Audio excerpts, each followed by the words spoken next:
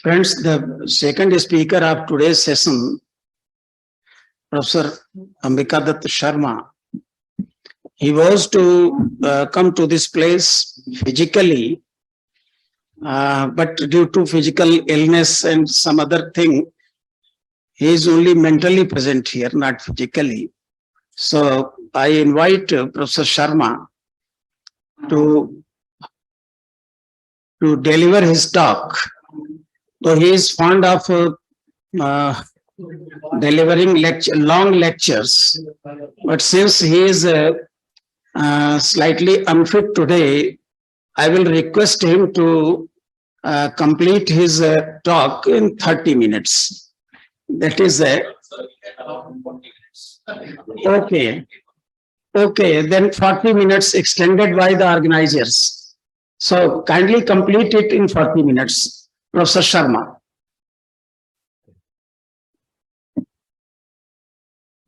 इदमंधन तमम कृत्स्नम जायेत भुवनत्रयम् यदि शब्दा वयम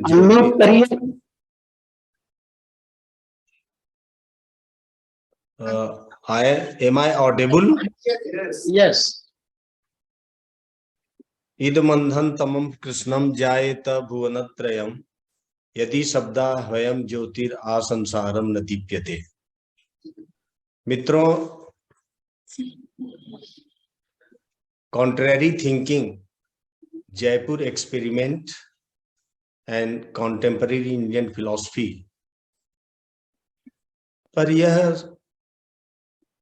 प्रोफेसर अरविंद जी, अनुभव जी और मनीष जी और उनके सहयोगियों के द्वारा यह कोई राष्ट्रीय या अंतर्राष्ट्रीय स्तर का सेमिनार भर नहीं है,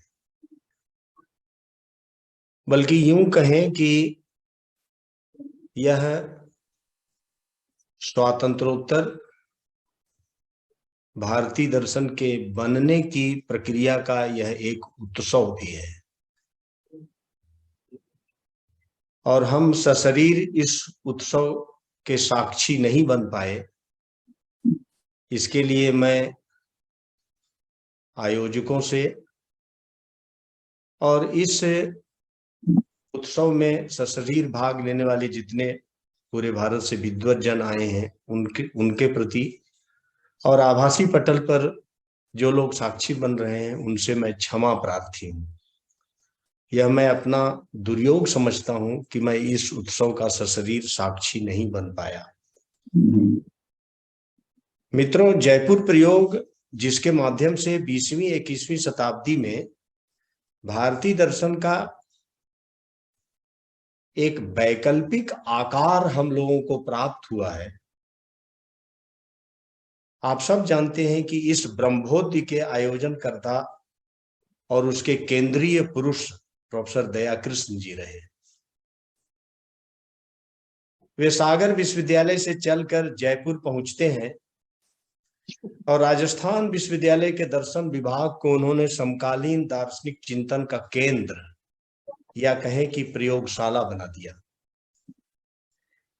इस प्रयोगशाला के प्रयोगधर्मी दार्शनिकों में प्रमुख रूप से तो दयाकृष्ण जी ही का नाम लिया जा सकता है, लेकिन उसके साथ इस प्रयोग को पूर्णता प्रदान करने में जिन लोगों ने अपनी महत्वपूर्ण दार्शनिक भागीदारी निभाई है उनमें प्रोफेसर विश्वंभर पाही, प्रोफेसर रामचंद्र गांधी, यशदेव शल्य, मुकुंद लाठ एवं कुछ अन्य भी परिगणित किए जा सकते हैं। और ऐसे सभी प्रयोगधर्मी दार्शनिकों का जो जयपुर में संकुल बना, आप सब जानते हैं कि इसका पूरा का पूरा श्रेय दया जी को जाता है। मानो 20वीं शताब्दी में दया जी का जो एडवेंट है, जो उनका उदय है, वह एक तरह से भारतीय दर्शन के लिए वो मानो सुकरात बनकर आते हैं, जो स्वयं से संवाद, परंपरा से संवाद, समाज संस्कृति से संवाद और यहाँ तक कि पूरी मानवता से संवाद करते हैं। मानव संवाद उनके लिए स्वराज का और आत्म विस्तार का, एक्सटेंशन ऑफ सेल्फ का एकमात्र साधन हो। मित्रों, इस जयपुर एक्सपेरिमेंट और contrary thinking in contemporary Indian philosophy पर विचार करने से पूर्व हमें इस बात पर जरूर ध्यान देना चाहिए कि दया जी की वह पीड़ा क्या थी जो उन्हें भारतीय दर्शन की तस्वीर और उसके परिदृश्य को बदल लेने के लिए उन्हें अंदर से झकझोरती थी। यदि हम उनकी इस पीड़ा को समझते हैं तो शायद उन्होंने जीवन भर जिस प्रकार के ज्ञानात्मक उद्यम और उपक्रम में लगे रहे, शायद हम उसका बेहतर मूल्यांकन कर पाएंगे यदि हम उनकी पीड़ा को समझ सकें। सहस्त्राब्दी व्याख्यान देते हुए उन्होंने अपनी इस पीड़ा को व्यक्त किया था, और उनकी पीड़ा को यदि हम उनकी ही शब्दों में आपसे साझा करें तो मैं आपको प्रतिस्मरण दिलाना चाहूंगा उनके सहस्त्राब्दी व्याख्यान का, जहां वो भारतीय सभ्यता के पुरुषार्थों की चर्चा करते हुए कहते हैं कि पिछले 150 वर्षों में कुछ ऐसा घटित हुआ कि हम इस भारतीय सभ्यता के ज्ञानात्मक अतीत और जातीय स्मृति से कट गए। उस स्मृति से जो आत्मचेतना के स्तर पर इस सभ्यता के होने की, उसके अस्तित्व की बुनियादी शर्त रही। यहां अंग्रेजों ने हिंदुस्तानियों के भीतर एक नए ही वर्ग को पनपाया, जिस वर्ग में हम और आप सभी आते हैं, जो अपने मुल्क और अपने लंबे अतीत से कहीं ज्यादा पश्चिम के बारे में जानते हैं। ज्ञान के हर क्षेत्र में केवल वही जानते हैं जिसे पश्चिम ने उपजाया है, यूनानियों के वक्त से लगाकर आज तक। हमारे स्कूल, कॉलेज और विश्वविद्यालयों में जहां हमारे दिमाग की ढलाई होती है, यही पढ़ाया जाता रहा है। और इस प्रकार एक ऐसी मानसिकता का विगत 150 वर्षों में निर्माण हुआ जिसमें भारत का हर आदमी भीतर से यही मानकर चलता है कि सारे ज्ञान की जड़ें पश्चिम में है। यह भी कि भारतीय सभ्यता का या शायद कोई अन्य पश्चिमेतर सभ्यता का अतीत इस दृष्टि से शून्य है कि उसका विश्व सभ्यता में कोई योगदान भी है। और हमारे यहां अगर कुछ है जिससे हम थोड़ी बहुत उम्मीद कर सकते हैं तो वह है सिर्फ अध्यात्म, धर्म, विजडम, या उसे जो कुछ भी कह लें। हमारी सभ्यता का यह सर्वग्रासी स्मृति भ्रंश हमारे भीतर इतनी गहरी जड़ें जमा चुका है कि हम में से अधिकांश इस तथ्य से बिल्कुल अवगत नहीं होते कि हम अपने अतीत के इतिहास के हजारों वर्षों के दौरान इन सब ज्ञानात्मक अभियानों से गुजर चुके हैं और उनसे गुजर कर ही यहां पहुंचे हैं। हमारी स्मृति भ्रष्ट बदहाली का यह हाल उस शिक्षा पद्धति की भी देन है जो अंग्रेजों ने इस देश में रोपी और जिसकी परिणति एक भयानक रंग भेद सरीखे अपार्थीड में हुई है। मित्रों, दया जी का जो ये संवाद प्रयोग था ना, ये इसी अपार्थीड को पाटने का प्रयोग था। एक तरफ वे लोग हैं जो अभी भी किसी तरह ज्ञान की परंपरागत पद्धतियों से चिपके हुए हैं और उनका चिपकना महज जातिस्मर की तरह है, और दूसरी तरफ वे जो उन विषयों का उस पद्धति से अध्ययन करते हैं जिन्हें मॉडर्न कहा जाता है। इन दोनों वर्गों के बीच किसी तरह के संवाद या संप्रेषण की कोई गुंजाइश नहीं बची है। दया जी का संवाद प्रयोग इन दो वर्गों के बीच में फिर से उस संवाद को संचालित करने का उपक्रम था।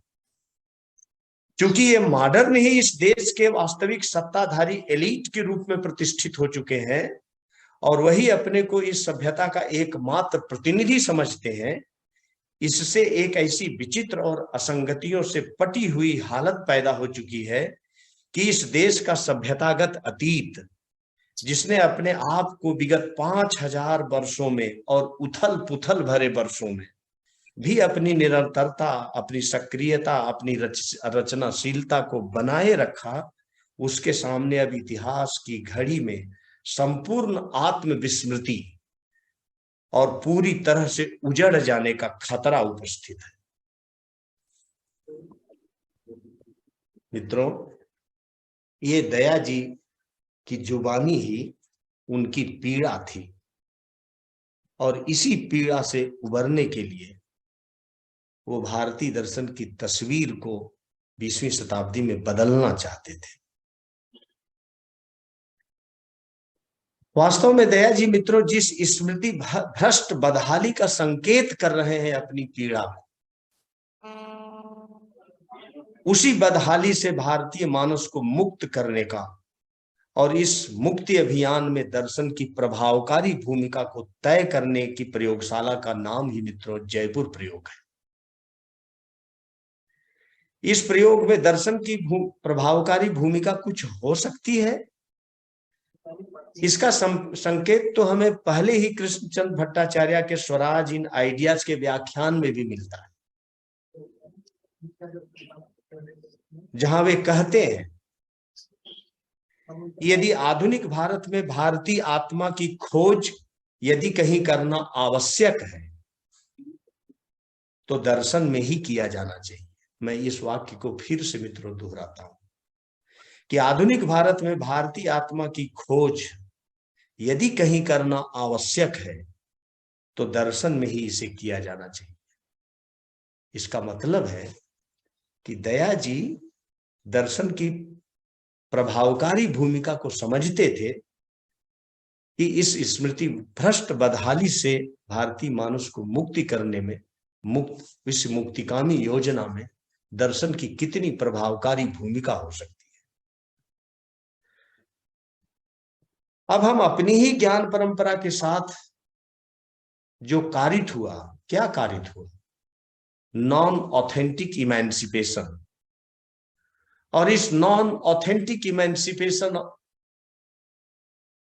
ऑफ आवर नॉलेज ट्रेडिशन और उससे जो उत्पन्न स्मृति भ्रष्ट बदहाली है, इससे मुक्ति के लिए जयपुर प्रयोग का आखिर फ्रेमवर्क क्या है और इस फ्रेमवर्क को कैसे पहचाना जाए? मित्रों, इस जयपुर प्रयोग के फ्रेमवर्क के दो परिप्रेक्ष्य हैं।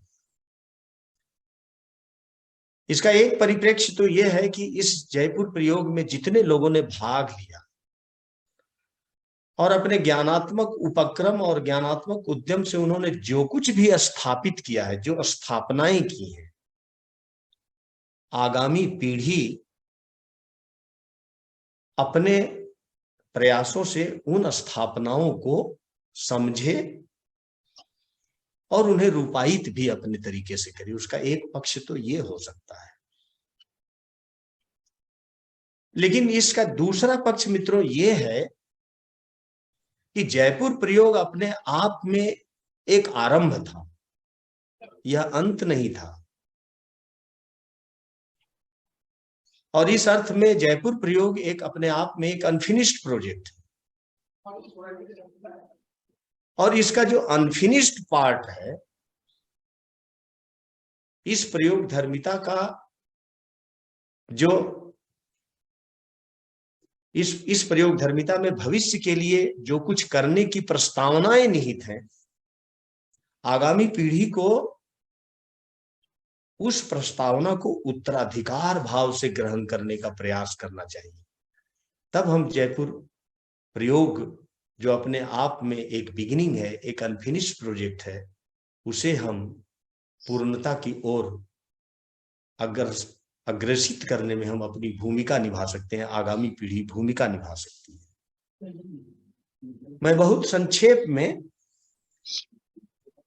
जयपुर एक्सपेरिमेंट की एक महत्वपूर्ण परियोजना की ओर आप लोगों का ध्यान आकृष्ट करना चाहूंगा, और वह परियोजना है reconstruction of the history of Indian philosophy.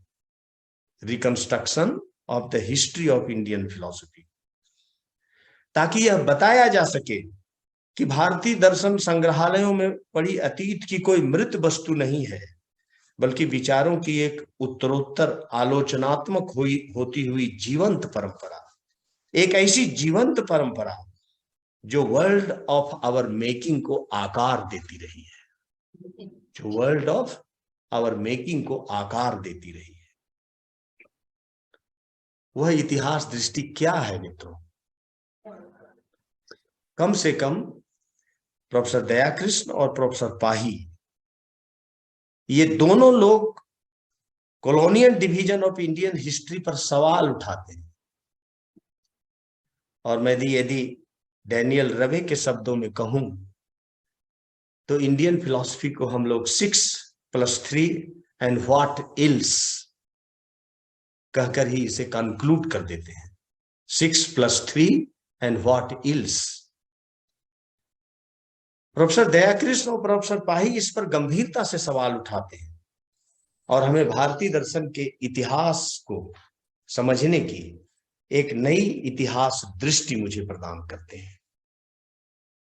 Professor Dayakrishna और प्रोफेसर पाही की वह इतिहास दृष्टि क्या है जिसके माध्यम से भारतीय दर्शन के इतिहास को फिर से रिकंस्ट्रक्ट किया जाना चाहिए, फिर से लिखा जाना चाहिए। मित्रों, मैं आपको दयाकृष्ण के फ्रेमवर्क के विषय में बहुत ही संक्षेप में मैं आपको स्मरण दिलाना चाहूं कि दयाकृष्ण जी ने 2 सहस्त्राब्दी वर्षों में भारतीय दर्शन परंपरा के 24 दार्शनिक संप्रदायों के शताब्दी वर्ष क्रम में, मतलब 2000 वर्षों में 24 दर्शन संप्रदायों के में कितने ग्रंथ लिखे गए, शताब्दी क्रम से 2 सहस्त्राब्दी वर्ष में शताब्दी क्रम से भारतीय दर्शन के 24 दर्शन संप्रदाय, note 6+3 and what is ills, बल्कि 24 स्कूल्स ऑफ इंडियन फिलॉसफी में during the period of 2000 years, प्रत्येक 100 वर्ष में कितने ग्रंथ लिखे गए, इसका वो एक सर्वेक्षण करते हैं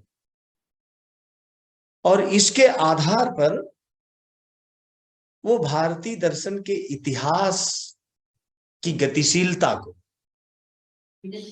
भारतीय दर्शन के इतिहास में विभिन्न दार्शनिक संप्रदायों की प्रभावमत्ता को बहुत ही वस्तुनिष्ठ तरीके से, बहुत ही ऑब्जेक्टिव और बहुत ही साइंटिफिक तरीके से उसे लोकेट करने का प्रयास करते हैं।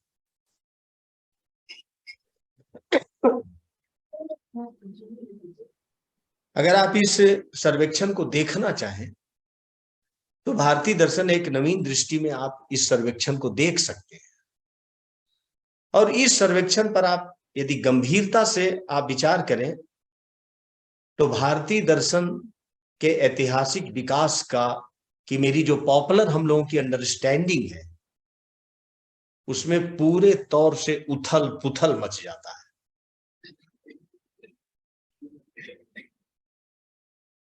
इतना उथल पुथल मच जाता है कि इस सर्वेक्षण के आधार को आप ध्यान में रख के यदि भारतीय दर्शन के इतिहास की पुनर्रचना करना चाहें तो सर्वदर्शन संग्रह और षड्दर्शन समुच्चय से लेकर राधा कृष्णन तक जो भारतीय दर्शन के टेक्स्ट लिखे गए हैं उन्हें आपको भुला देना पड़ेगा और एक नए तरीके से भारतीय दर्शन के इतिहास को लिखना पड़ेगा।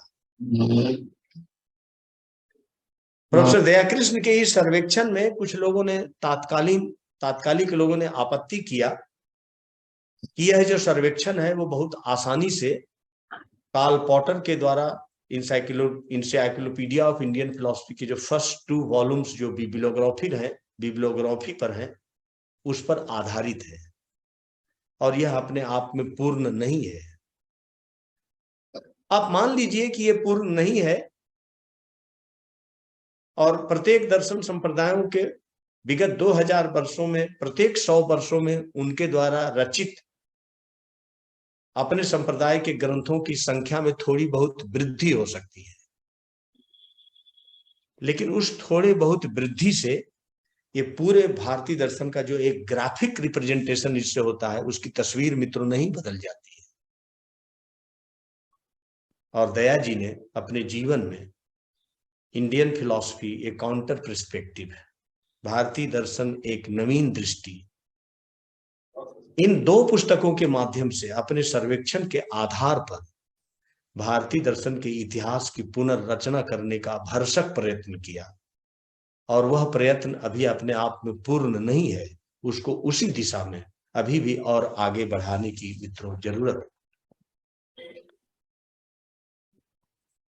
भारतीय दर्शन के इतिहास की पुनर्रचना करने का एक बहुत ही पारंपरिक और बहुत ही शास्त्रीय और बहुत ही विचारोत्तेजक एक फ्रेमवर्क हमें प्रोफेसर पाही ने दिया है। मैं मित्रों प्रोफेसर पाही के इस संकेत की ओर आप लोगों का ध्यान आकृष्ट करना चाहूंगा। प्रोफेसर पाही कहते हैं कि भारतीय दर्शन का जो सूत्र काल है वह भारतीय दर्शन के फॉर्मेशन का, सिस्टमेटाइजेशन का या उसका स्टेज है। सूत्र काल में भारतीय दर्शन के संप्रदाय अपने को सिस्टमेटाइज किए हैं सूत्र साहित्य। ये सिस्टमेटाइजेशन का प्रोसेस शुरू क्यों हुआ, इसकी क्या आवश्यकता थी? बहुत ही आधारभूत बात और बहुत ही मौलिक बात प्रोफेसर पाही कहते हैं कि शाक्य मुनि ने अर्थात बुद्ध ने तत्वमीमांसीय दृष्टिकोण को, जिस तत्वमीमांसी दृष्टिकोण को, जिसे उन्होंने संतानवादी या संघातवादी कहा है, उसकी प्रस्तावना करते हुए वो समस्त भारतीय चिंतन परंपरा के सामने एक ऑनस्लॉट प्रस्तुत करते हैं कि नित्यवाद, आत्मवाद और द्रव्यवाद को आधार बनाकर कर्मवाद, संसारवाद और ज्ञान मोक्षवाद की पूरी वैचारिकी सुसंगत रूप से खड़ा नहीं की जा सकती है। ये बुद्ध के द्वारा भारतीय चिंतन परंपरा को या वैदिक परंपरा के सामने प्रस्तुत किया गया एक बहुत ही फंडामेंटल ऑनस्लॉट है। बुद्ध की इस अभूतपूर्व वैचारिक चुनौती की प्रतिक्रिया के फलस्वरूप ही वैदिक परंपरा में जो विचार मंथन शुरू हुआ, उसी के कारण नित्यवादी तत्वमीमांसा की दो मुख्य धाराएं प्रवाहित होने लगी और सूत्रकाल के मार्ग का प्रारंभ हुआ वैदिक परंपरा। और ये जो दो धाराएं वैदिक परंपरा की रही, उसे वो एक याज्ञवल्की धारा और एक काणादीय धारा कहते हैं। याज्ञवल्की धारा विषय और विषयी की में आधारभूत भेद मानकर चलती है और नित्यतावाद का समर्थन करने वाली इस धारा के जितने भी दर्शन भारतीय दर्शन में हैं, वो विषयी और विषय इनमें परस्पर अत्यंत भिन्न और विरुद्ध स्वभाव वाले मानते हैं और यह भी मानते हैं कि एक ही प्रारूप में या एक ही ढांचा से उनका स्वरूप निरूपण करना संभव नहीं है। और यह जो याज्ञवल्की धारा है,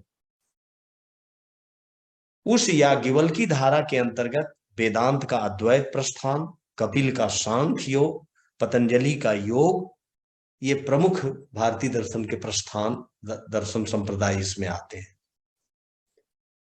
और याज्ञवल्की धारा से अत्यंत भिन्न नित्यवाद की दूसरी परंपरा का प्रोफेसर पाही संकेत करते हैं, जिसको वो काणादीय धारा कहते हैं।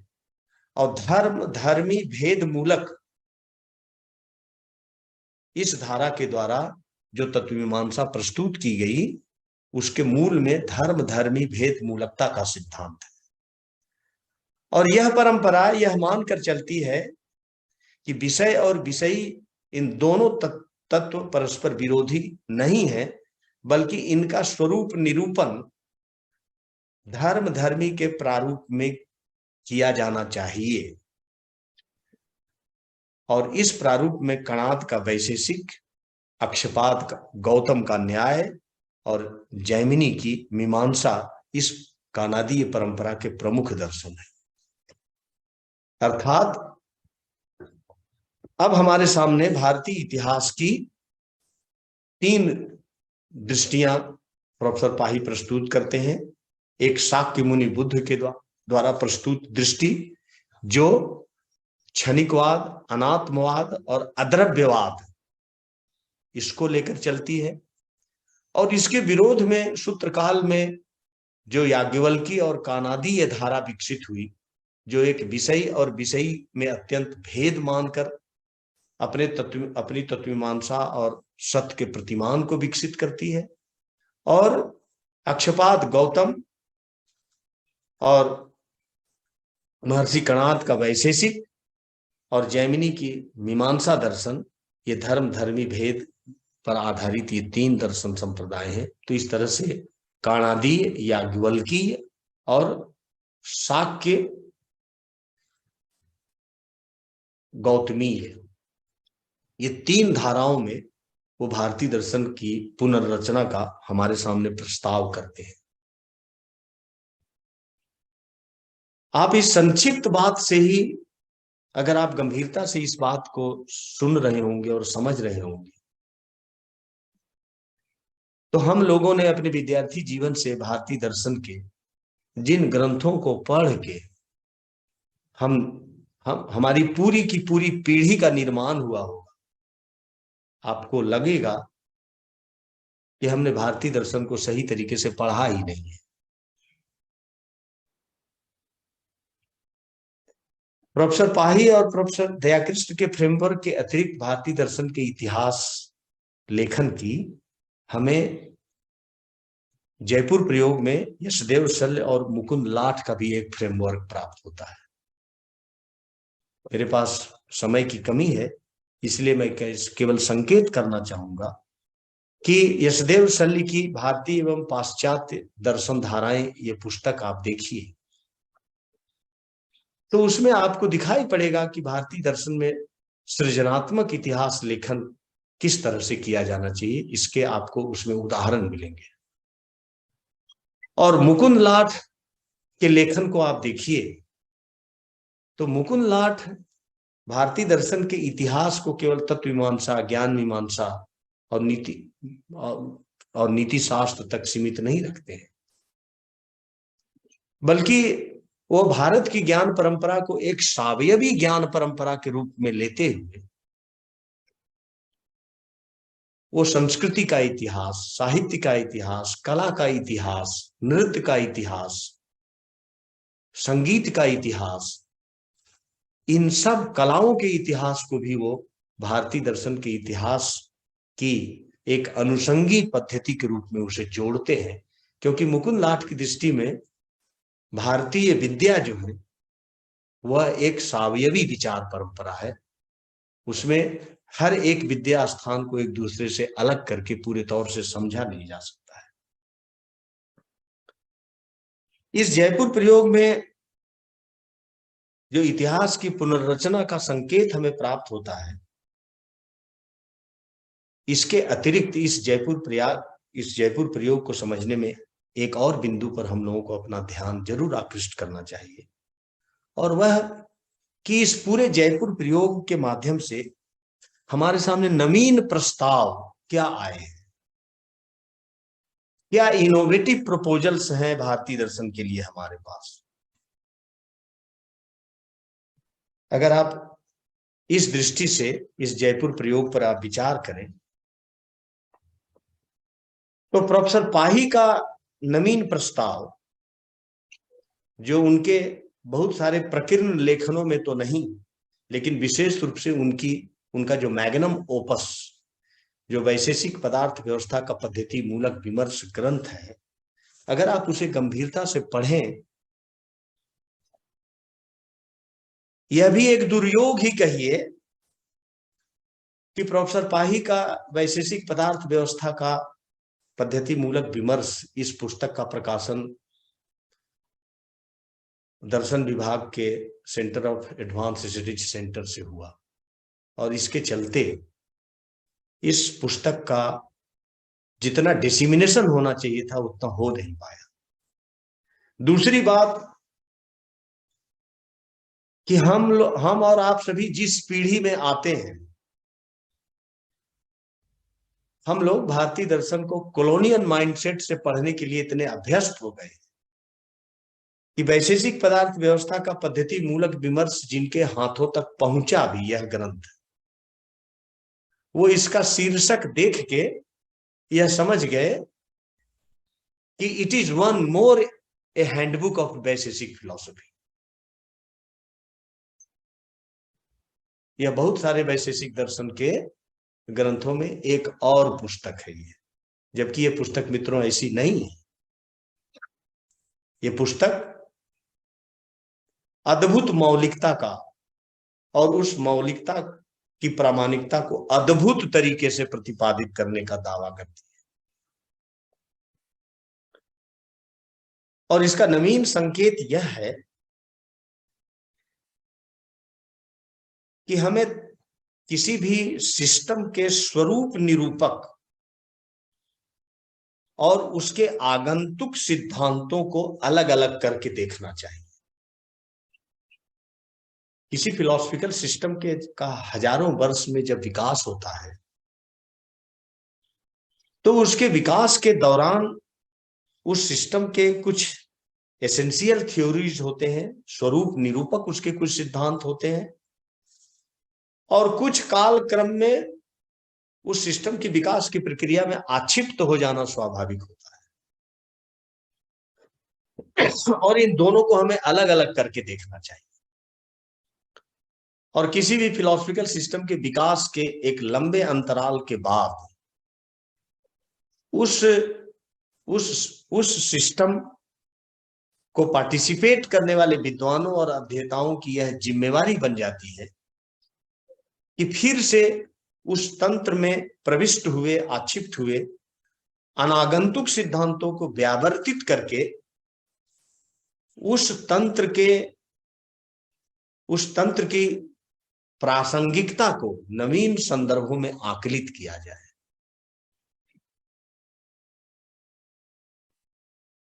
और इस बात को कितनी खूबसूरती से उन्होंने वैशेषिक पदार्थ व्यवस्था के पद्धति मूलक विमर्श ग्रंथ में दिखाया है कि औपनिषद कर्मवाद, संसारवाद और ज्ञान मोक्षवाद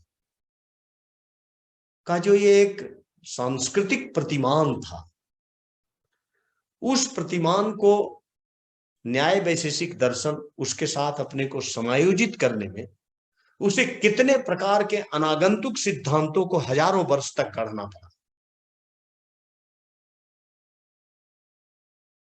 और यदि कोई एक परंपरा निष्ठ व्यक्ति जब किसी तंत्र के स्वरूप निरूपक और आगंतुक सिद्धांतों को व्यावर्तित करने का प्रयास करता है तो प्रोफेसर पाही यह दिखाते हैं, उस व्यावर्तन के माध्यम से यह दिखाते हैं कि हमें कर्मवाद का सिद्धांत, आत्मा की अवधारणा का सिद्धांत, ईश्वर की अवधारणा का सिद्धांत, ये न्याय वैशेषिक दर्शन के स्वरूप निरूपक सिद्धांत नहीं है बल्कि आगंतुक है। इस अर्थ में आगंतुक की कर्मवाद, संसारवाद और ज्ञान मोक्षवाद के साथ न्याय वैशेषिक दर्शन की तत्वमीमांसा को समायोजित करने के प्रयास में ये गढ़ लिए गए। और इनको जब प्रोफेसर पाही व्यावर्तित करते हैं तो बिल्कुल आधुनिक संदर्भों और आधुनिक प्रकाश में वो इस पुस्तक के माध्यम से मानव व्यक्तित्व की ही पुनर्रचना कर डालते हैं, मानव व्यक्तित्व के स्वरूप का ही पुनर्निर्माण कर देते हैं। इस पुनर्निर्माण को जल्दीबाजी में समझने का प्रयास करने वाले कतिपय भारत के विद्वान उनकी आलोचना करते हुए कहते हैं कि यह न्याय वैशेषिक दर्शन का लोकायतीकरण है, चारवाकीकरण है। लेकिन मित्रों ऐसा नहीं है। इसके माध्यम से पहली बार न्याय वैशेषिक दर्शन की वह ऐतिहासिक कमी को उन्होंने पूरा किया है कि भारत में न्याय वैशेषिक दर्शन कभी जीवन दर्शन नहीं बन पाया। एक पद्धति शास्त्र के रूप में इसकी परिव्याप्ति और इसका महत्व बहुत अधिक रहा, लेकिन भारतीय चिंतन परंपरा में न्याय वैशेषिक दर्शन कभी जीवन दर्शन के रूप में पुरस्कृत नहीं हुआ। लेकिन वैशेषिक पदार्थ व्यवस्था के पद्धति मूलक विमर्श की दृष्टि से को आप इस तरह से देखें तो पहली बार इस पुस्तक के माध्यम से न्याय वैशेषिक दर्शन को उन्होंने एक जीवन दर्शन बनाने का प्रयास किया और मानव व्यक्तित्व का ही पुनर्निर्माण किया, किसी तंत्र के स्वरूप निरूपक और आगंतुक सिद्धांतों को व्यावर्तित करते हुए। दया जी तो जीवन भर नवीनता के प्रलोभन से बहुत ग्रस्त व्यक्ति कहे जाते हैं, वो नवीनता के सदैव कायल रहे।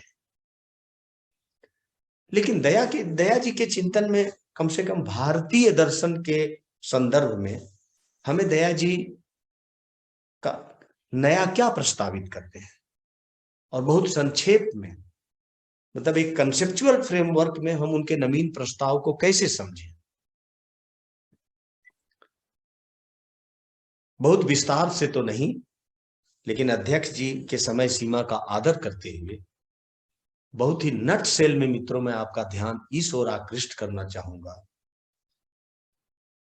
कि पूरे भारतीय दर्शन के विकास क्रम को आप देखें तो भारतीय दर्शन के विकास क्रम 4 स्तरों में घटित हुए हैं, संपादित हुए हैं।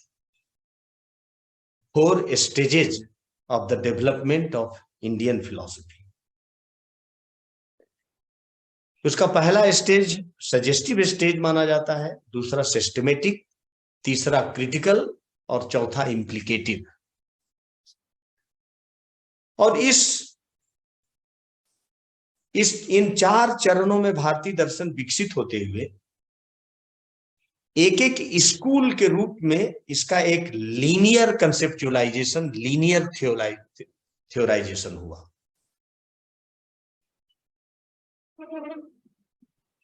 उस थियोराइजेशन को आप कॉलोनियल माइंडसेट में 6+1, 6+3 एंड व्हाट इज इल्स भी कह सकते हैं, और दया जी की शब्दावली में कम से कम 24 दर्शन संप्रदायों के लीनियर कंसेप्चुअलाइजेशन में भी उसे आप देख सकते हैं।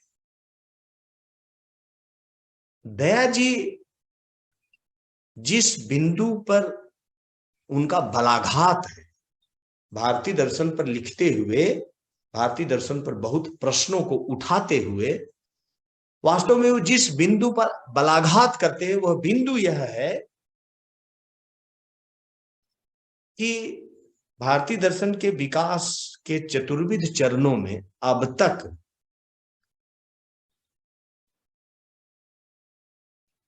भारत के कम से कम 24 दर्शन संप्रदायों का जो एक लीनियर थियोराइजेशन हुआ है, यह अंतिम नहीं है, बल्कि भारतीय दर्शन के सजेस्टिव स्टेज की जो सामग्री है, भारतीय दर्शन के जो सिस्टमेटाइजेशन या सिस्टमेटिक स्टेज की जो सामग्री है, उनकी एक अल्टरनेटिव रीडिंग संभव है, और उन सामग्रियों का उपयोग करके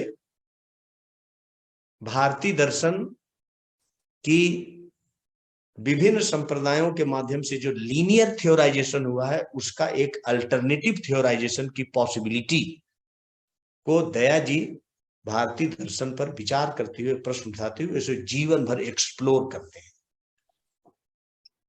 और यह दिखाते हैं कि किसी भी विचार परंपरा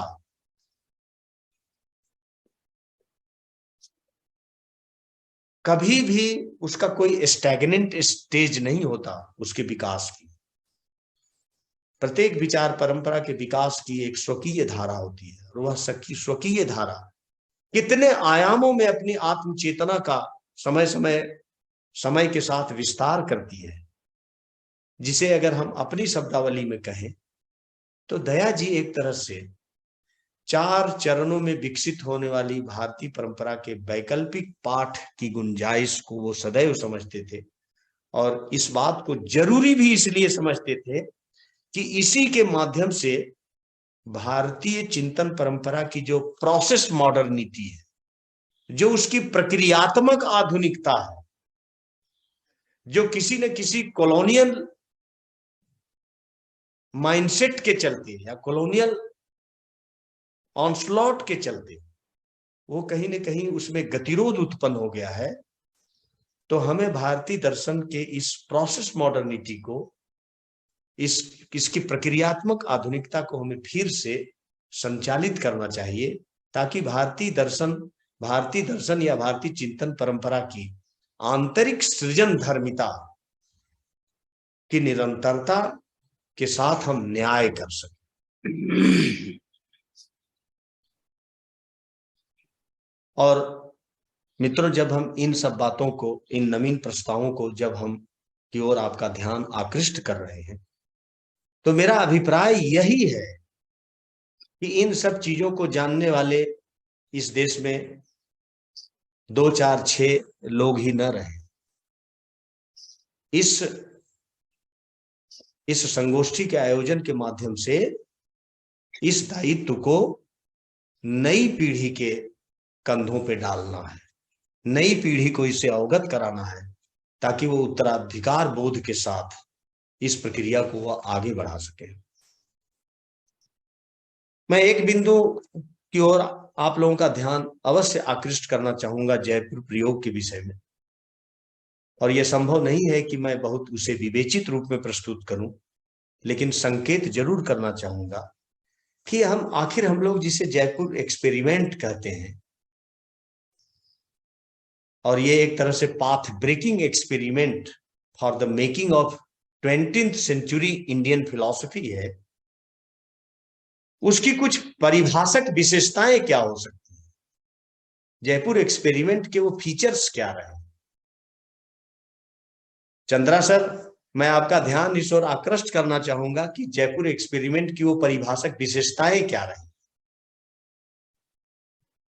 मैं अपनी समझ की सीमा में कहूं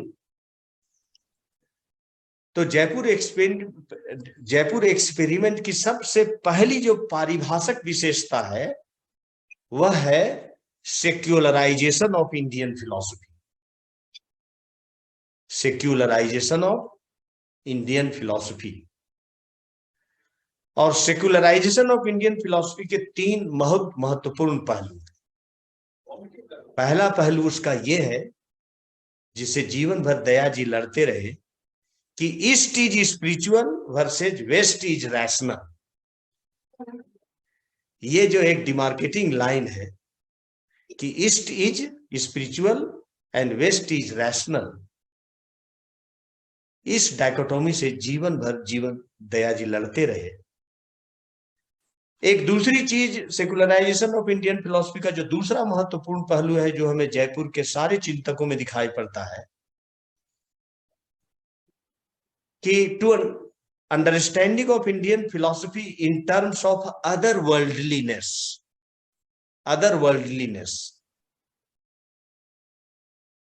जिसको बहुत मोटे तौर पर एलिस ने जो जिस एक्सपेरिमेंट की बात किया कि देयर में be possibility of Indian anthropology, Indian sociology, Indian philosophy of culture, not only moksha शास्त्र।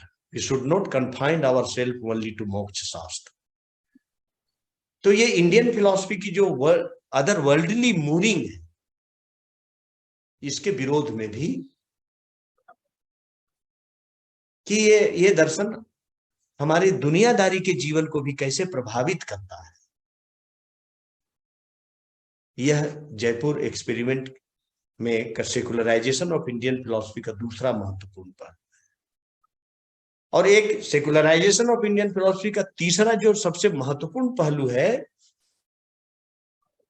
यदि हम डैनियल रवे के शब्दावली में उसे कहें तो मोनोथेइस्टिक कर्म थ्योरी, क्वेश्चनिंग अगेंस्ट मोनोथेइस्टिक कर्म थ्योरी। दया जी जीवन भर अपने विभिन्न प्रकीर्ण लेखनों के माध्यम से भारतीय दर्शन के कर्म सिद्धांत के विरोध में प्रश्न उठाते रहे, और परंपरागत पंडितों के कोप का भाजन भी बनते रहे। मतलब भारतीय दर्शन का जो कर्म सिद्धांत है वह इतना व्यक्तिनिष्ठ है, मोनैडिक है, जिसे दया जी कभी सह नहीं पाते थे। और इसका वो विरोध करते रहे कि हमें मतलब एक ऐसे कर्म सिद्धांत की जरूरत है जिसमें मेरे द्वारा किए गए मतलब जो हमारा इंटर सब्जेक्टिव वर्ल्ड है, उस इंटर सब्जेक्टिव वर्ल्ड को सस्टेन करने वाले, उसको परिभाषित करने वाले मुझे एक कर्म सिद्धांत की जरूरत है, जिसकी खोज दयाजी और पाही जी जीवन भर करते रहे। कैसे करते रहे हैं, यदि समय मिला तो मैं अपने वक्तव्य के अंत में जरूर संकेत करूंगा। जयपुर एक्सपेरिमेंट की दूसरी जो महत्वपूर्ण विशेषता है creative use of history, creative use of history. और इस क्रिएटिव यूज ऑफ हिस्ट्री के जो महत्वपूर्ण पहलू हैं, यदि हम उन्हें संकेतित करना चाहें तो हम कह सकते हैं कि school centric versus problem centric understanding of Indian philosophy. भारतीय दर्शन को हम लोग संप्रदाय केंद्रित रूप में समझने का प्रयास करते हैं। दार्शनिक समस्याओं की केंद्रीयता के संदर्भ में हम भारतीय दर्शन को नहीं समझना चाहते। और स्कूल सेंट्रिक अंडरस्टैंडिंग जो होती है वह थोड़ी ही दूर जाकर कंप्लासेंट होती है। और दया जी और पाही जी दोनों ये इंडियन फिलॉसफी की जो स्कूल सेंट्रिक कंप्लासेंसी है उसको ब्रेकआउट करने के लिए जीवन भर प्रयत्नशील रहे। क्रिएटिव यूज ऑफ हिस्ट्री का जो दूसरा महत्वपूर्ण पहलू है वह है कि इंडियन फिलॉसफी को हम यूनिलियर प्रोजेक्ट समझे या मल्टीफेसेट्स प्रोजेक्ट समझे। दया जी सदैव भारतीय बौद्धिक परंपरा या भारतीय ज्ञान परंपरा या भारतीय दर्शन परंपरा को मल्टीफेसेट्स प्रोजेक्ट के रूप में समझते थे। क्रिएटिव यूज ऑफ हिस्ट्री का एक महत्वपूर्ण पहलू रहा है against singular vision, against singular vision. आप पूरे भारतीय दर्शन में देखेंगे तो आपको यह लगेगा कि सूत्र, भाष्य, वार्तिक, तात्पर्य, टीका, परिशुद्धि, प्रसन्न पद, प्रकाश, ये व्याख्या की परंपरा चलती है। लेकिन सदैव ये व्याख्या परंपरा अपने मूल से अनुप्राणित होती है। इस व्याख्या परंपरा में भी एक सृजनात्मकता होती है, इसमें भी नवीन आयाम विचारों के सामने आते हैं, लेकिन वो सदैव मूल से अनुप्राणित होता है। ये सिंगुलर विजन है। दया जी भारतीय दर्शन के इस सिंगुलर विजन के बहुत विरोधी व्यक्ति थे। और ये एक तरह से वो केवल भारतीय दर्शन पर ही इसे लागू नहीं करते थे, बल्कि उनके विस्तृत लेखन में आप पाएंगे कि जीवन और जगत को ही सिंगुलर विजन से देखना अपने आप में एक दार्शनिक प्रकार का दोष है। क्रिएटिव यूज ऑफ हिस्ट्री का एक महत्वपूर्ण पहलू रहा है रिकवरी ऑफ प्रोसेस मॉडर्निटी।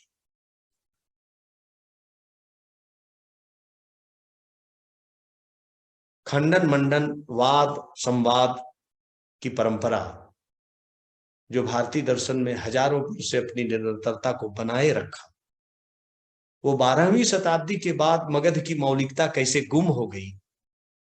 दया जी की यह बहुत गहरी पीड़ा थी कि पहली शताब्दी से लेकर 12वीं शताब्दी तक नागार्जुन से प्रारंभ होकर उदयन, निराकरणम, रत्नकीर्ति के ग्रंथ तक जो सूत्र, भाष्य, वार्तिक इत्यादि ग्रंथों की का प्रतिक्रिया में प्रणयन हुआ, ये जो संवाद की परंपरा थी वो 12वीं शताब्दी के बाद भारत में क्यों गुम हो गई, उस परंपरा की उस प्रक्रियात्मक आधुनिकता को दया जी फिर से चालू करना चाहते थे। और इसीलिए development of Indian philosophy 18th century onward, उनके ग्रंथ को आप देखिए कि उनमें कितनी अंदर से पीड़ा है उस भारतीय दर्शन परंपरा की उस प्रक्रियात्मक आधुनिकता को फिर से पाने की। क्रिएटिव यूज ऑफ हिस्ट्री की एक महत्वपूर्ण पहलू जयपुर एक्सपेरिमेंट का रहा है कि philosophy is philosophy, it should not be divided into east and west. Philosophy is philosophy. और जयपुर एक्सपेरिमेंट के क्रिएटिव यूज ऑफ हिस्ट्री की एक छोटी सी लेकिन बहुत ही खूबसूरत प्रवृत्ति रही है, वो रही है philosophy without history. Philosophy without history. और इस खूबसूरत प्रवृत्ति के जो प्रणेता हैं, या ये खूबसूरत प्रवृत्ति जयपुर प्रयोग में जिनके माध्यम से सबसे अधिक मुखरित हुई है, वो है प्रोफेसर राजेंद्र स्वरूप भटनागर। राजेंद्र स्वरूप भटनागर दार्शनिक चिंतन के समस्त आयामों पर उन्होंने प्रकीर्ण लेखन किया है।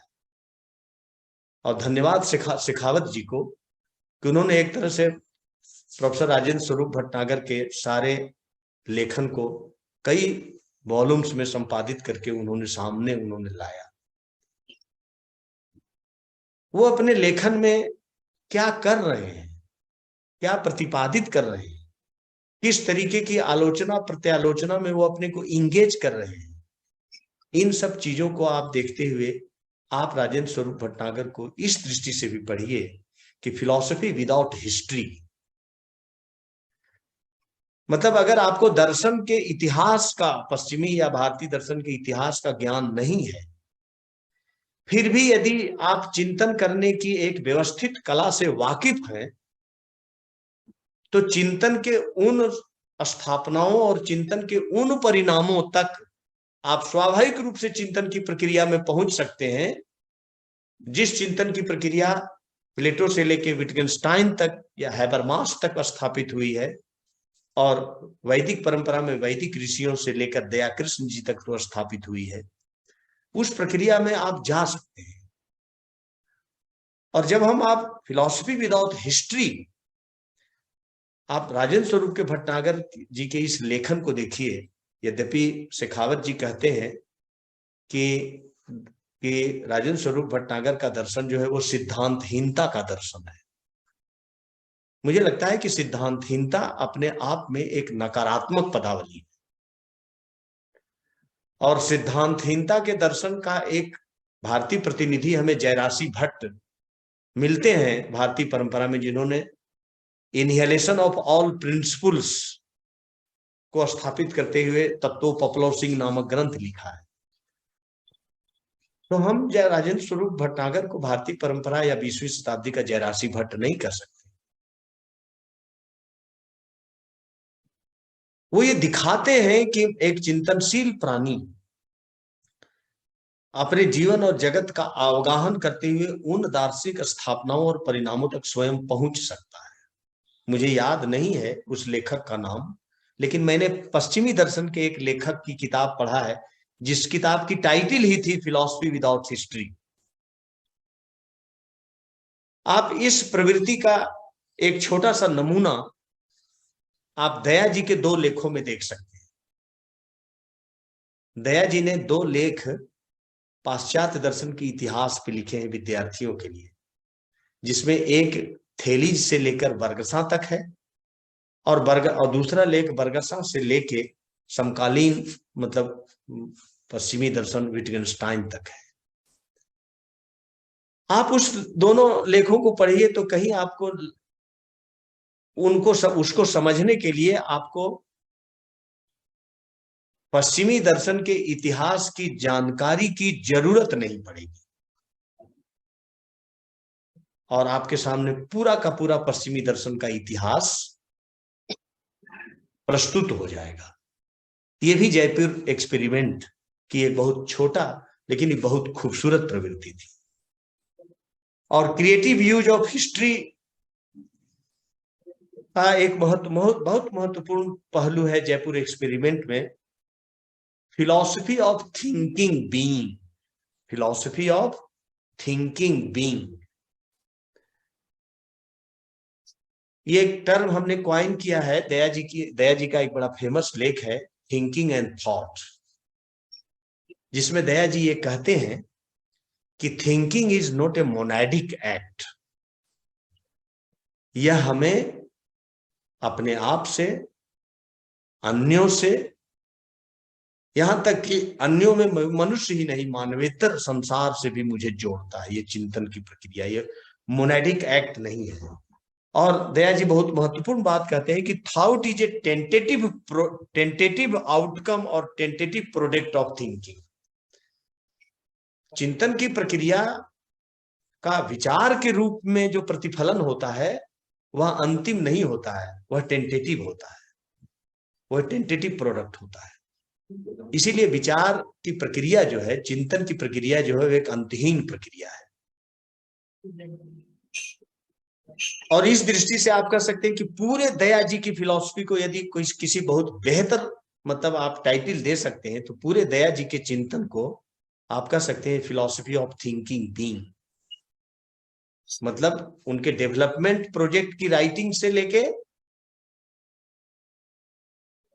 ए theory towards structural and transcendental illusion तक की पूरी प्रक्रिया को आप कह सकते हैं कि यह एक तरह से फिलॉसफी ऑफ थिंकिंग बीइंग है। और इसी थिंकिंग बीइंग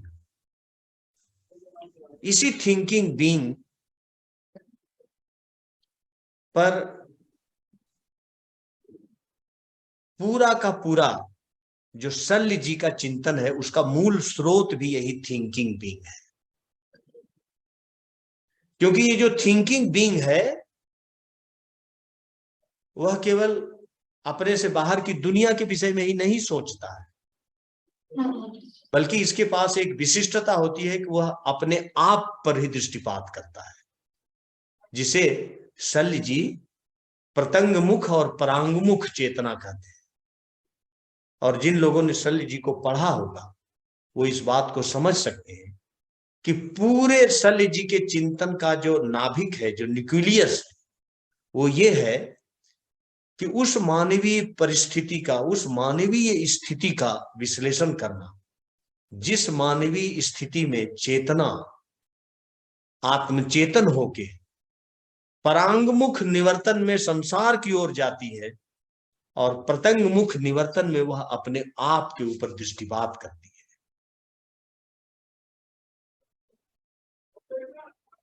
और ये फिलॉसफी ऑफ थिंकिंग बीइंग जो है वह एक तरह से दर्शन की आत्मचेतना का प्रस्थान है, दर्शन की आत्मचेतना का प्रस्थान है। मित्रों, मैं अपनी बात को शीघ्र ही समाप्त करूं, इसके लिए थोड़ी सी चर्चा मैं Jaipur experiment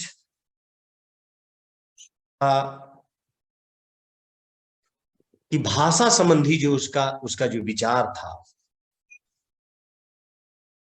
question of language, अगर इस बात को न कहा जाए तो जयपुर एक्सपेरिमेंट को अपने आप में पूरा नहीं कहा जा सकता है। कि पूरे जयपुर एक्सपेरिमेंट में भाषा के प्रश्न को कितनी गंभीरता से उठाया गया है। दया जी कहते हैं कि whatever is written in English that cannot be set writing about Indian philosophy. वो कैटेगोरिकली कहते हैं कि Indian philosophy cannot be written in Hindi, English. ठीक है, दया जी भी अंग्रेजी जानते थे, बहुत कुछ उन्होंने अंग्रेजी में लिखा, लेकिन दार्शनिक रूप से इस बात से वो तो सहमत है कि भाषा भी हमारे चिंतन के को औपनिवेशीकृत करने का एक बहुत आधारभूत और बहुत ही गहरा माध्यम बन सकती है। पाही साहब को तो अंग्रेजी में महारत हासिल था, लेकिन उन्होंने अपने जीवन का मैग्नम ओपस अंग्रेजी में नहीं लिखे। अंग्रेजी में लिखे होते तो इस पुस्तक की विदेशी पाठकों के द्वारा धूम मची होती। क्या कारण था? नए विद्यार्थियों को इस प्रश्न पर सोचना चाहिए, नई पीढ़ी के लोगों को। अंग्रेजी में महारत हासिल होते हुए आखिर पाही साहब ने वैशेषिक पदार्थ व्यवस्था का पद्धति मूलक विमर्श हिंदी में लिखने का निर्णय क्यों लिया?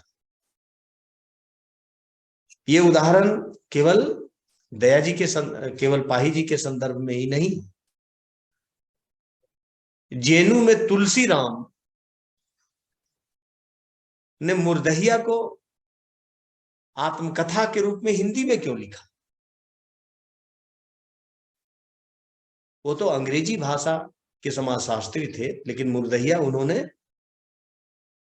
हिंदी में क्यों लिखा? परमजीत सिंह जज ने, इतने बड़े उपन्यासकार हैं, लेकिन पंजाब की सामाजिक स्थिति का विवरण जब उन्होंने लिखने की जरूरत पड़ी तो उन्होंने त्रिकाल संध्या हिंदी में क्यों लिखा? हमें इस पर विचार मित्रों करना चाहिए। और बहुत संक्षेप में केवल मैं, दया जी भारतीय दर्शन की पुस्तकों को, भारतीय दर्शन एक नवीन दृष्टि, भारतीय दर्शन पर उन्होंने जितने प्रकीर्ण लेखन किए, ये सब क्या बताता है? ये बताता है कि भाषा का प्रश्न भी 20वीं शताब्दी में making of contemporary Indian philosophy के लिए बहुत महत्वपूर्ण है। और पूरा भारतीय मानस इस महत्वपूर्ण प्रश्न को आज तक उस गंभीरता से नहीं लिया। इसके अपवाद मैंने कुछ लोगों को बताया, लेकिन इसके पूर्णतः अपवाद यदि भारत में कोई व्यक्ति है जिन्होंने भीष्म संकल्प के साथ जयपुर प्रयोग के एक बहुत महत्वपूर्ण पक्ष को सामने रखा, वो यशदेव शल्य है। और यशदेव शल्य का संपूर्ण विचार अपने आप में एक कंप्लीट फिलोसफिकल सिस्टम है। और उन्होंने भीष्म संकल्प के साथ जो कुछ भी लिखा वो हिंदी में लिखा, और यही इसी के चलते उनके चिंतन में मौलिकता का इतना उच्च स्तर हमें प्राप्त हो सका। ये बात अलग है कि वर्तमान भारतीय दार्शनिक समाज शल्य जी के इस अवदान से उस तरह परिचित नहीं हो सका है। मित्रों, मैं संक्षेप में केवल इतना कहना चाहूंगा लैंग्वेज के प्रश्न पर। जो जयपुर प्रयोग का हार्द है वो ये, और मैं जो बात कहने जा रहा हूं वह दया जी से हुए मेरे व्यक्तिगत संवाद के आधार पर मैं ये कहने जा रहा हूं। दया जी के साथ संवाद करते हुए मैंने उनके सामने ये पक्ष रखा किसी भी बौद्धिक परंपरा की सृजनात्मक गतिशीलता तब तक बनी रहती है जब तक अनुभूति, अभिव्यक्ति, अवधारणीकरण और अवधारणीकरण के तर्कशास्त्र में एक तारतम्यता बनी रहती है। अनुभूति, अभिव्यक्ति, अवधारणीकरण और अवधारणीकरण का तर्कशास्त्र, ये चार चीजों में जब तक तारतम्यता बनी रहती है तब तक किसी भी बौद्धिक परंपरा की सृजनात्मक गतिशीलता में गतिरोध उत्पन्न नहीं। भारत में आप देखिए कि मुगलों के द्वारा 673 वर्षों के गुलामी के दौरान भी भक्ति आंदोलन तक हमारी ये सृजनात्मक गतिशीलता बनी रही। मगध की मौलिकता गुम नहीं हुई थी, लेकिन जब से अंग्रेजी भाषा ने इस देश में लैंग्वेज ऑफ नेशनिज्म और लिंगुआ फ्रैंकेस्टाइना के स्टेटस को प्राप्त कर लिया, तो अनुभूति, अभिव्यक्ति, अवधारणीकरण और अवधारणीकरण का तर्कशास्त्र, इसकी तारतम्यता कुपित हो गई, बिगड़ गई। अनुभूतियां मेरी अपनी होती हैं, लेकिन उस अनुभूतियों के अभिव्यक्तिकरण के लिए जब हम किसी दूसरे भाषा के तर्कशास्त्र का उपयोग करते हैं, तो हम अपनी निज अनुभूतियों का अवधारणीकरण उस निजता में नहीं कर पाते। और भाषा के द्वारा मनुष्य की चेतना का कैसे विस्थापन किया जाता है, इसके लिए आपको कभी, आप जो रुचि रखते हैं, वो हाइडेगर के ऑटोबायोग्राफी में उनके 2 प्रसंगों को जरूर पढ़ना चाहिए। एक छोटा सा प्रसंग है कि हाइडेगर का एक मित्र लाओ त्से का अनुवाद करना चाहता था जर्मन भाषा में। तो हाइडेगर का एक चीनी मित्र आया, तो दोनों आपस में बात करने लगे, जो लाओ त्से का जर्मन भाषा में अनुवाद कर रहे थे और वो चाइनीज मित्र से। तो जर्मन विद्वान ने चीनी विद्वान से कहा कि ये चीनी ऐसा क्यों सोचते हैं जो समझ में नहीं आता। तो चीनी विद्वान ने उत्तर दिया कि हम चीनी अरस्तु के तर्कशास्त्र से परिचित नहीं थे। बगल में बैठा हुआ हाइडेगर कहता है कि ये शुक्र है भगवान का कि ये चाइनीज अरस्तु का तर्कशास्त्र नहीं पढ़े थे, इसीलिए अपनी विचारों की निजता में आज भी ये कायम है। तो मित्रों, हमें जयपुर एक्सपेरिमेंट के ये क्वेश्चन अबाउट लैंग्वेज पर भी हमें बहुत ध्यान देना चाहिए।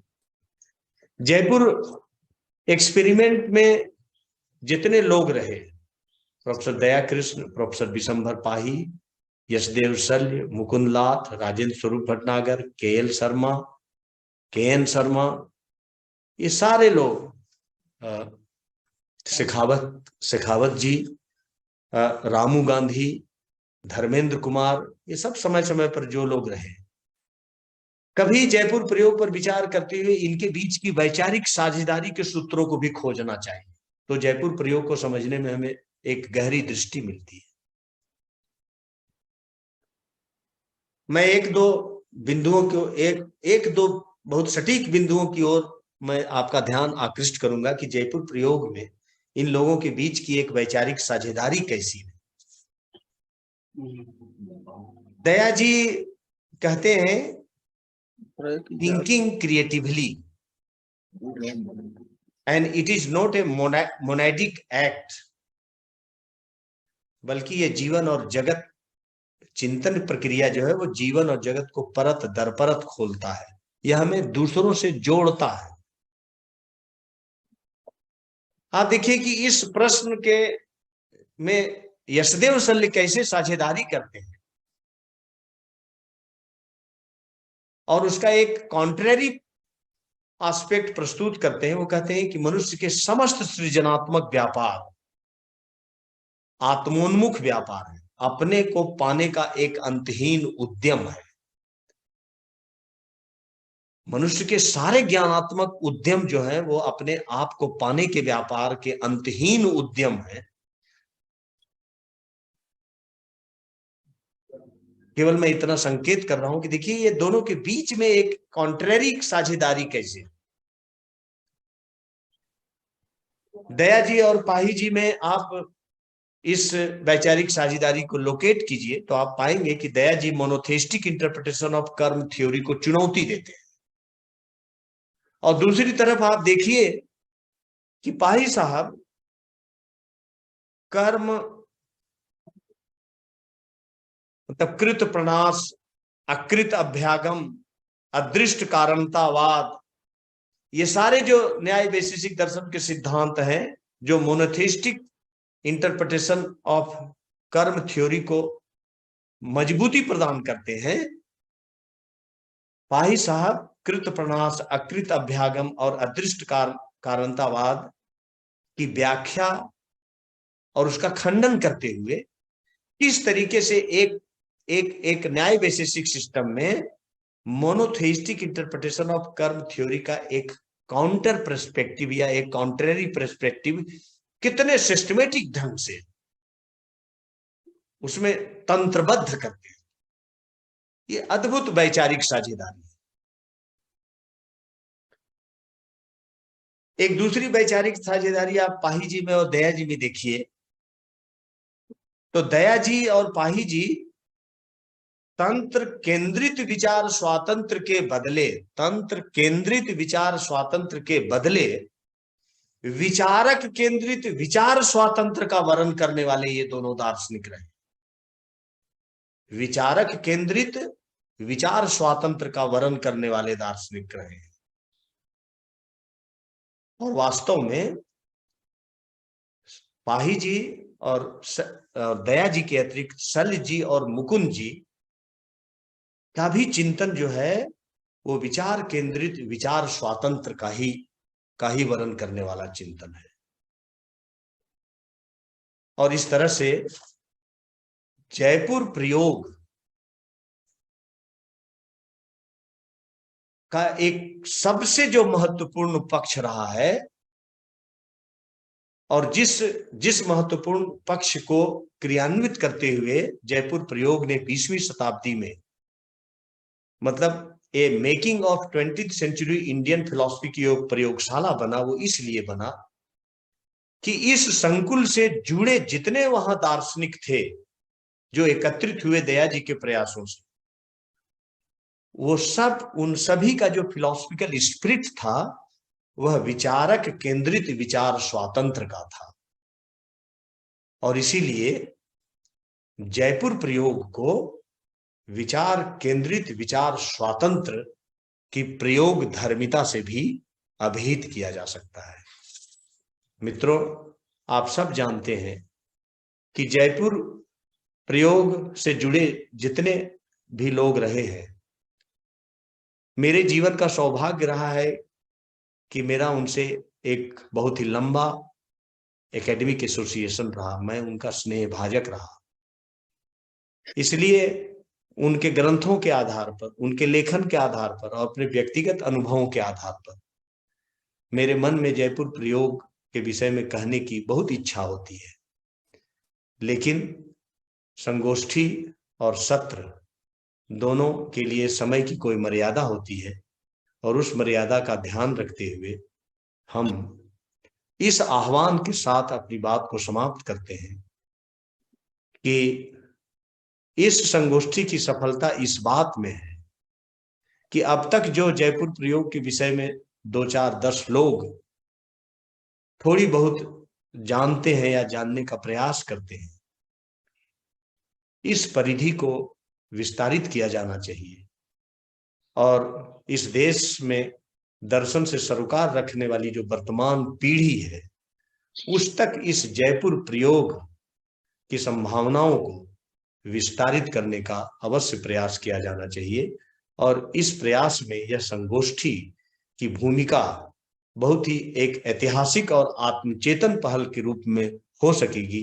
इन्हीं शुभकामनाओं के साथ आप लोगों ने मेरी बातों को इतने ध्यान से सुना और मुझे अपनी कुछ अनुभवों को कहने का अवसर दिया, इसलिए मैं आयोजकों के प्रति, सत्र के अध्यक्ष के प्रति और इतने बड़े बड़े विद्वान जो इस कॉन्ट्रेरी थिंकिंग के उत्सव के साक्षी बने हुए हैं, आभासी पटल पर मैं प्रोफेसर आरपी सिंह सर को देख रहा हूँ, प्रोफेसर आशा मुखर्जी भौतिक रूप से उपस्थित हैं, प्रोफेसर राकेश चंद्रा जी उपस्थित हैं, प्रोफेसर आरसी सिन्हा जी उपस्थित हैं। मैं सबके प्रति फिर से क्षमा याचना करते हुए कि दुर्योगवश मैं भौतिक रूप से इस उत्सव का साक्षी नहीं बन पाया, फिर भी आप लोगों ने मुझे आभासी माध्यम से अपनी बात कुछ कहने का अवसर दिया, इसलिए सबके प्रति आभार, कृतज्ञता और साधुवाद प्रकट करते हुए अपनी बात को समाप्त करता हूं।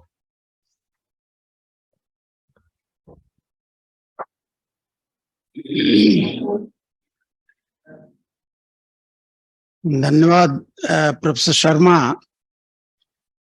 एक बहुत ही सुचिंतित आलेख प्रस्तुत किया प्रोफेसर शर्मा ने। वो इस एक्सपेरिमेंट से और उस एक्सपेरिमेंट में लगे एक्सपेरिमेंटर्स से व्यक्तिगत रूप से परिचित और संबद्ध रहे हैं, इसलिए उन्होंने निजी अनुभव और ओरल डिस्कशंस को भी अपने वक्तव्य का हिस्सा बनाया।